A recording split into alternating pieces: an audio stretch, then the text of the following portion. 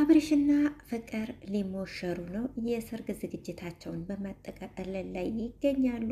እንግዲህ የመስከፈቱ ዝግጅት ለማዘጋጀት ሚዜ ሄርሜላና ሩታን መርጠው እነሱንም ጠይቀዋቸው ነበረ። አይን ያወጣ ድፍረት! በጣም በጣም ገራሚ ሰዎች ናቸው እውነት። አሰላሙ አለይኩም ወረህመቱላሂ ወበረካቱ። ቤተሰብ እንዴት ናችሁ? ሰላም ናችሁ? አልሐምዱሊላህ እኔ ጋር ሁሉ ሰላም ነው። በያላችሁበት ሰላማችሁ ብዝት ተረፍ ይበልልኝ። ቤተሰብ እንግዲህ አብርሽ ሶስተኛ አካል መታ እንግዲህ ለሶስተኛ ጊዜ ሊሞሸር ነው ማለት ነው። ለሶስተኛ ጊዜ አይደለም፣ በነገራችን ላይ ፍቅር ጋር እንደተጋቡ አላስታውስም። ከፍቅር ጋር እንደዚሁ በፍቅረኝነት እንጂ እንደዚህ የዘለሉ አይመስለኝም። ከሩታ ጋር ነበረ የተጋቡት። እንግዲህ ከሄርሜላም ቀለበት አድርጎ ለሰርግ ዝግጅት በነበራቸው ሰዓት ላይ ነው እንግዲህ ከመሬት ተነስቶ ያው እንግዲህ ተለያዩ ማለት ነው። አሁን ደግሞ ከፍቅር ጋር ያው ወደ ሰርግ እየሄዱ ነው። የመስክ ፈቶ የሚባል ነገር አለ። ከሰርግ በፊት የሚደረግ ዝግጅት ይመስለኛል። አሁን በጣም ብዙ አይነት ድራማዎች አሉና እንግዲህ ለዛ የመስክ ፈቶ ለመገኘት ሚዜ ያስፈልጋል። እና የኔ ቅርብ ጓደኞቹ ሴቶች የሉኝም እና እናንተ ሆኑኝ ብላ አይኗን አበጨዋ አልመጣችም። እኔ ለእነሱ እኔ የተናደድኩት የእውነቴን ነው ብላችሁ እኔ ተናደድኩኝ። ምን አይነት ድፍረት ነው? ምን አይነት ንቀት ነው እንዴ? ደግሞ ሲሄዱ መጨረሻ ላይ ሲያስካኩ እንዴ ሂዱ ሂዱ ብሎ እኮ ነው አባረሯቸው። ውሻ ሁላ ብለዋቸዋል። አብርሽ ማለት ነው እንዴ። እናንተ ናችሁ ጥፋተኛ። የእውነት ሩታና ሄርሜላ ጥፋተኛ ናችሁ።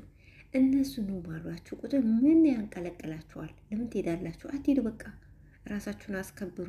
እንዴ ሂጂ ጥፊ እስክትባሉ ድረስ እውነቴን ነው ብላችሁ እኔ ለነሱ አፈርኩኝ። እንዴ ጥያቄያቸው አናዷቸው ጭስስ ብለው ሲያበቁ ከዚያ ደግሞ ሂዱ ጠርተዋቸው በክብር ጠርተዋቸው አምጥተዋቸው እንደዛ ሄዱ ብሎ አባረሯቸው ነው። ይሄ በጣም ንቀትም ድፍረትም ነው። በጣም ነው የሚያናድደው። የእውነት ለመናገር ይሄ ክብረ ቢስነታቸው ነው። በተለይ ፍቅር እንዴት እንደሚያረጋት አብርሽ ሆን ብሎ እነሱን ለማናደድ ብሎ ነው። ፍቅር ግን እንዴት ነው የሚያረጋት? ኧረ ተረጋጊ። ያው እንግዲህ አብርሽ የምናውቀው አብርሽ ነው። ከሁለትና ከሶስት ወር በኋላ ጥሎሽ ወደ እነሱን የሚመለስ ምንም ጥያቄ የለውም። እሱ እንደሆነ በሴቶች ላይ ያው እቃቃ ማጫወት ስራው ነው። አንቺንም እንደነሱ ለተወሰነ ጊዜ ፍቅሬ፣ ማሪ፣ ብስኩቴ፣ ቅብጥርስ እያለሽ ከዛ በኋላ አጅሬው የሚፈልገውን ያክል ከሄደ በኋላ በቃ ጥሎሽ ነው ወደ እነሱ የሚመለሰው። እንግዲህ ሄርሜላን የማይላት ነገር አልነበረም።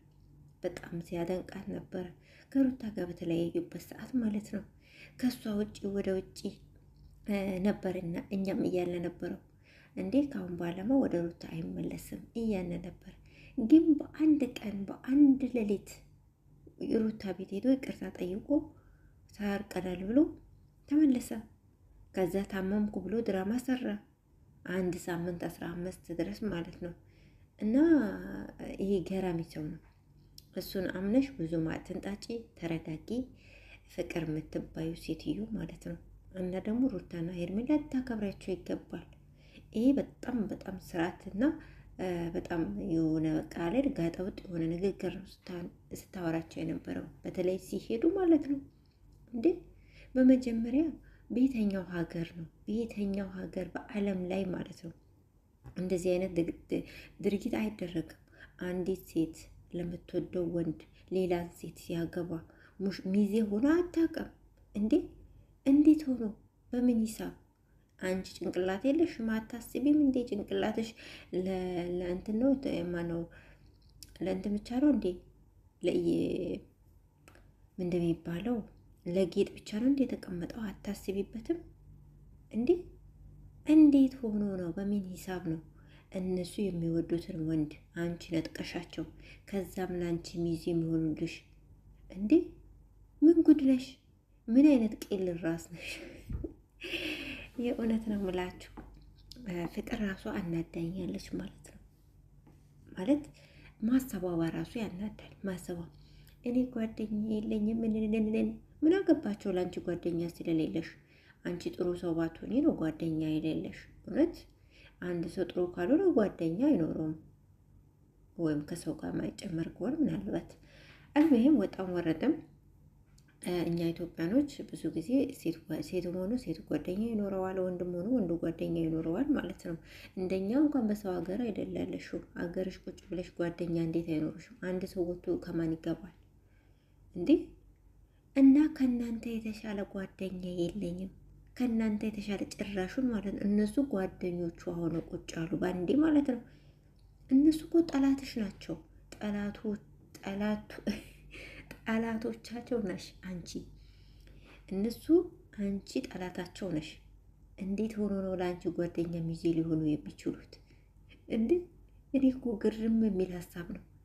ወይስ እውነት ሆን ብላችሁ ለማናደድ ከሆነ እነሱ ቪዲዮን አይተው መናደዳቸው አይቀርም እንዴ? በቃ ሌላ አይዲያ ብታረጉት አይሻልም?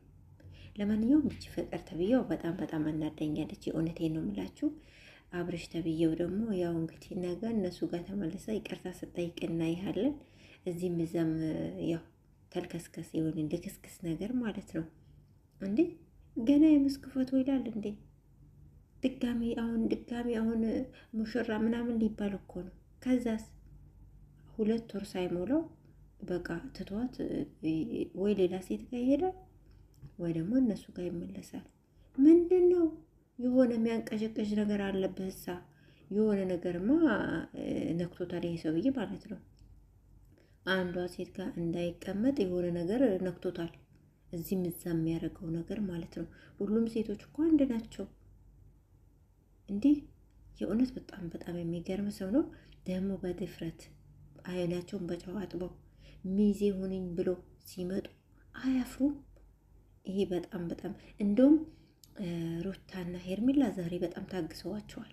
እልም ጥርብ አድርገው ቢሰድቧቸው ነበረ ጥሩ ማለት ነው። መንገድ ላይ ይዘው ይቀጠቅጡሻል ብለዋል።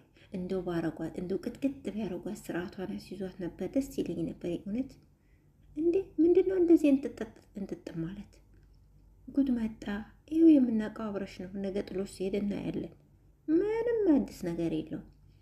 ለማንኛውም ቤተሰብ እናንተ ምን ታዘባችሁ? እኔ በጣም አበሳጭቶኛል። እውነቴን ነው የምላችሁ። እንግዲህ ሰላም ሁኑልኝ።